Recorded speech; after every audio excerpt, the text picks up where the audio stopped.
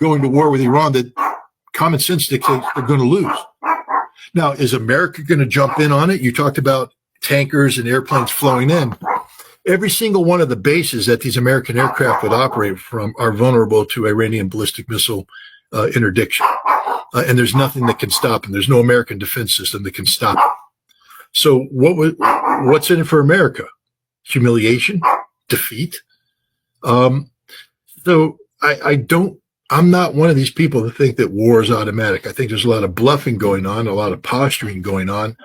But I don't think that war is automatic, because unless there's something new to offer that reasserts Israeli superiority, and it isn't the inclusion of American firepower, Israel's going to lose that war, straight up lose that war.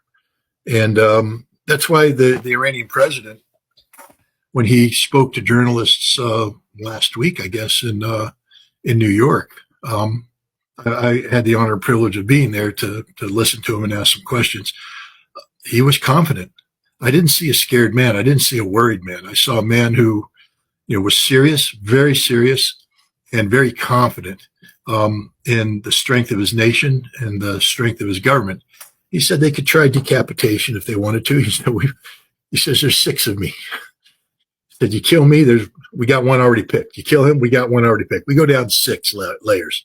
You can't kill us all, and we're all on the same side. That was the one message that came across, because one of the things that, appeared to be trying, that the West and Israel have been trying to do, is fracture Iran, get Iran to break up in constituent parts based upon ethnicities, etc., to break the Azeris away, to break the Kurds away, to break the Arabs away, the Baluch, etc., even to fracture the Persians among tribal lines or economic lines.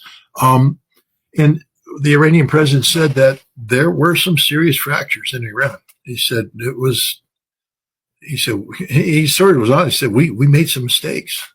I mean, he talked about women like I've never heard an Iranian leader talk about before, about how, we have gender issues that have to be addressed.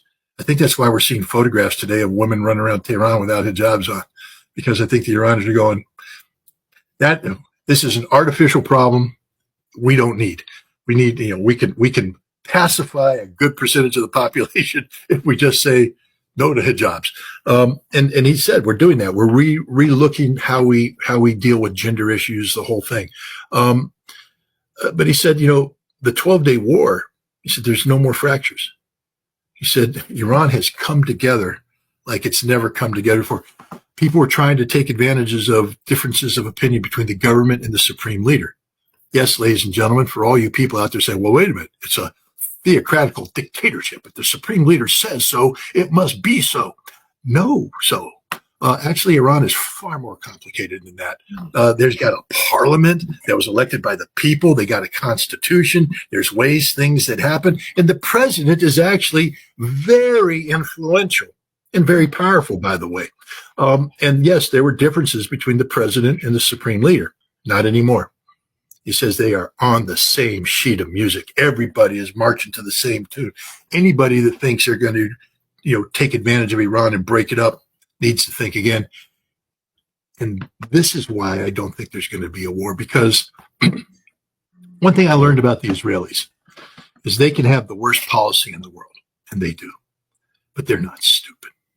They're not stupid about the world they live in. And the Israelis have deep insights into Iran, deep insights.